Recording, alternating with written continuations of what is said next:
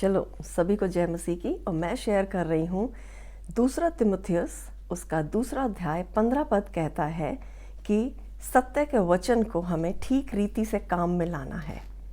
English में है we should know how to rightly divide the word of truth. और cross से पहले क्या है और क्रॉस के बाद क्या है, यानी कि old covenant of law and new covenant of grace, और दोनों का अंतर है। और ये हम देखेंगे। मेरे साथ आप निकालें लूका रचित सुसमाचार, उसका मैं 9 अध्याय और 52 से लेके मैं 56 तक पढ़ रही हूँ। उसने अपने आगे दूत भेजे और वह सामरिया के एक गांव में गए कि उसके लिए जगह तैयार करें, परंतु उन लोगों ने उसे उतरने ना दिया क्योंकि वह यरूशलेम जा रहा था। यह देखकर उसके चेले याकूब और यूहन्ना ने कहा, हे प्रभु, क्या तू चाहता है कि हम आज्ञा दें कि आकाश से आग गिर कर उन्हें भस्म कर दे?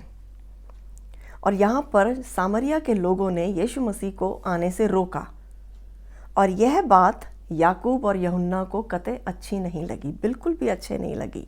और वो इस बात के विरोध में आए और उन्होंने जैसे एलिया ने आग स्वर्ग से बुलाकर उन सबको भस्म किया था जो कि विरोध में थे, परमेश्वर यहोवा के विरोध में थे, ऐसे ही इन्होंने भी यीशु मसीह से कहा कि अगर हमें आज्ञा दे कि हम भी आकाश से आग गिरकर उन्हें भस्म कर दें, परंतु उसने फिर कर उनसे कहा और डांटा और कहा, तुम नहीं जानते कि तुम कैसी आत्मा के हो, क्योंकि मनुष्य का पुत्र यानी कि यीशु मसीह अपने लिए कह रहे हैं लोगों के प्राणों का नाश करने नहीं वरन बचाने के लिए आया है। और वह आगे एक दूसरे गांव में चले गए। तो पुराने नियम में जो लोग परमेश्वर यहोवा के विरोध में थे वो आग से भस्म कर दिए गए। और यहाँ पर इंग्लिश में मैं पढ़ देती हूँ, उसे एक्सप्लेन करती हूँ। Jesus journey to Jerusalem. Jesus let nothing distract him from departing from Jerusalem, because the time of him to be lifted up drew near, and he was full of passion to complete his mission there. So he sent messengers ahead of him as envoys to a village of Samaritans. But as they approached the village, the people turned them away. They would not allow Jesus to enter, for he was on his way to worship in Jerusalem.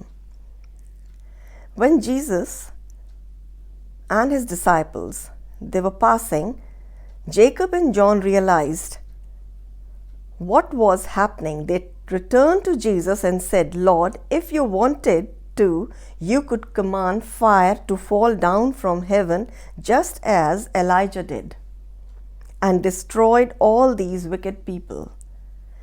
Jesus rebuked them sharply, saying, don't you realize what spews from your hearts when you say that the Son of Man did not come to destroy life, but to bring life to the earth? So they went to another village instead. तो यीशु मसीह कह रहे हैं मैं नाश करने नहीं वरन जीवन देने आया हूँ, और उसका जीवन हम में है जो विश्वास करते हैं, जो उसे अपने भीतर, अपने घरों में, अपने मनों में, अपने जीवन में आने देते हैं, वो उसके जीवन में रहते हैं। क्योंकि परमेश्वर का पुत्र नाश नहीं वरन जीवन देने आया है। और ऐसा ही पतरस में भी लिखा है, परमेश्वर नहीं चाहता कि कोई भी नाश हो बल्कि अनंत जीवन पाए। शलोम, गॉड ब्लेस यू एवरीवन।